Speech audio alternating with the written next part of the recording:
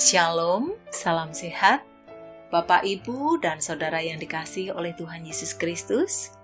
Kembali bersama saya, Diaken Indah, dalam Renungan Sapaan Iman GKJ Margoyudan Surakarta. Mari bersama-sama kita merenungkan firman Tuhan sebagai tuntunan dalam kita menjalani hari dengan penuh semangat, dengan hikmat dan pertolongan Roh Kudus. Mari kita berdoa. Allah Bapa sumber kasih karunia, kami datang kepadamu menaikkan syukur kami untuk waktu yang berharga yang telah Tuhan sediakan untuk kami hendak mendengar dan merenungkan sapaan iman pada hari ini. Pertolongan dan hikmat yang dari Tuhan akan mampukan kami menjadi pelaku-pelaku firman-Mu. Di dalam nama Tuhan kami Yesus Kristus kami berdoa dan menyambut berkat firman-Mu. Amin. Bapak, Ibu, dan Saudara yang terkasih di dalam Tuhan Yesus Kristus, resapi pada hari ini berjudul 4 kekuatan saat tertekan. Renungan diambil dari Efesus pasal 6 ayat 10. Akhirnya, hendaklah kamu kuat di dalam Tuhan, di dalam kekuatan kuasa-Nya. Demikian sabda Tuhan. Bapak, Ibu, dan Saudara yang dikasihi Tuhan, bagaimana kabar Bapak, Ibu, dan Saudara sekalian? Baik ataukah tidak baik-baik saja? Karena sedang dalam tekanan atau masalah. Adakah beban membuat kita penat?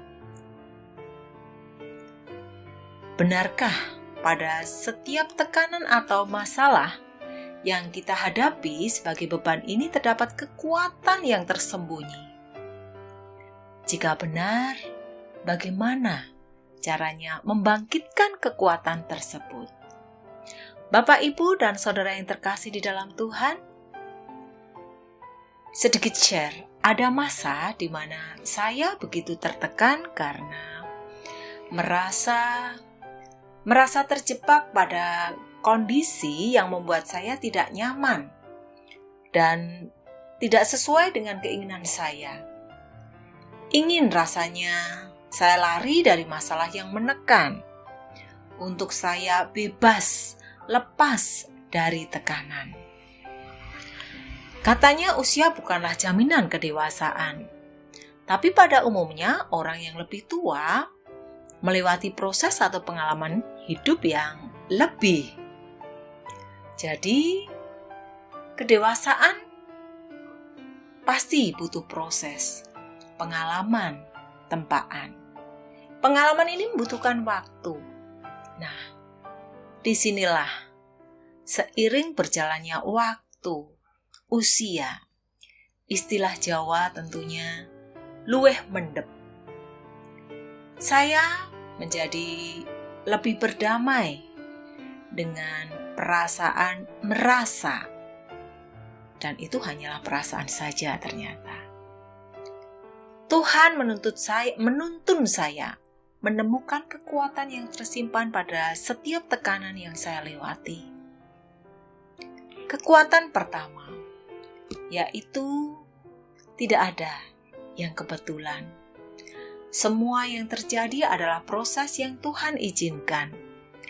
Tidak ada yang kebetulan jika ternyata ada yang terus mengusik kita sehingga kita menjadi tertekan. Tuhan yang mengatur segala sesuatu, semuanya sudah sesuai kehendaknya. Lalu bagaimanakah cara kita mengetahui apa maksud dari kehendak tersebut? Saya kira dengan menjalani kehendak itu. Dalam hal ini adalah tegar mengatasi dan mengelola setiap tekanan itu. Kekuatan kedua adalah setiap tekanan mengandung pembelajaran. Pembelajaran inilah yang dalam tanda petik menjinakkan tekanan dan mengubahnya menjadi kekuatan. Percaya bahwa setiap tekanan selalu mengandung pembelajaran atau hikmah. Mengapa ini terjadi? Bukankah tekanan itu juga tetap saja suatu masalah? Inilah letak rahasianya bahwa tidak ada yang kebetulan dalam hidup ini. Ini berarti semua tekanan atau masalah atau cobaan yang terjadi telah didesain olehnya. Salah satu buktinya bahwa setiap tekanan mengandung kekuatan pembelajaran adalah bahwa mereka yang berhasil atau sukses atau sempurna, selesai sempurna paripurna ini selalu lahir dan dibesarkan dengan kesulitan dan tantangan, bukan dengan kemudahan. Bapak, Ibu, dan Saudara yang terkasih, kekuatan yang ketiga berkaitan dengan dua kekuatan sebelumnya. Kita menemukan kekuatan untuk bekal, mengubah tekanan ini menjadi kekuatan. Seberapa sulit atau besarnya tekanan itu, kita mesti menghadapi dan menyelesaikannya. Tidak lari dari masalah seperti yang saya sampaikan tadi. Karena hanya ini pilihan yang terbaik di antara pilihan yang buruk. Ketika kita berusaha menghindar dari tekanan atau masalah atau cobaan, percayalah, masalah itu akan terus membayangi dan membuat hari-hari menjadi kelabu. Maka sungguh kita akan termasuk ke dalam orang-orang yang rugi karena mengisi hari ini dengan pelarian dari masalah dan tekanan. Apapun yang terjadi, hadapilah tekanan. Hadapilah tekanan itu, terimalah setiap tekanan yang membuat kita terpuruk. Sehingga dengan keberanian menghadapinya, kita akan tumbuh berkembang dengan baik. Kekuatan yang keempat adalah kebahagiaan tanpa syarat. Dan ikhlaskan saja. Adanya kesalahan dalam memilih keyakinan, yaitu menempatkan kebahagiaan dengan suatu syarat atau standar tertentu. Misalnya, saya akan bahagia jika saya kaya. Saya akan bahagia jika banyak uang, banyak harta. Memiliki apa yang saya inginkan. Saya punya ini itu. Ini artinya jika syarat atau standar tersebut tidak ada atau belum ada, belum terpenuhi, belum kita miliki, maka tentulah kita tidak akan bahagia.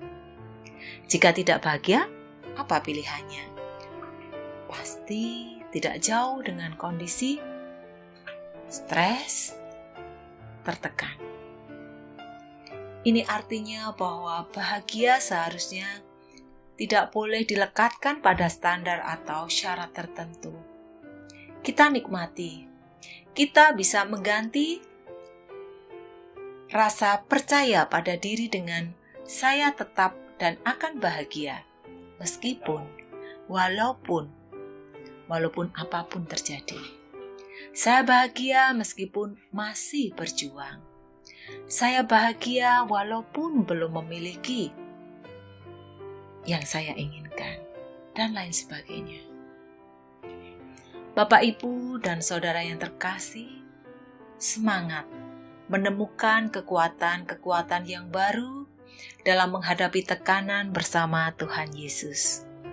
Sehingga kita mengimani nasihat Rasul Paulus dalam Efesus 6 ayat 10. Akhirnya, hendaklah kamu kuat di dalam Tuhan, di dalam kekuatan kuasa-Nya. Menjadi sebuah kesaksian iman dalam kita menjalani hidup dengan mengandalkan Tuhan. Amin.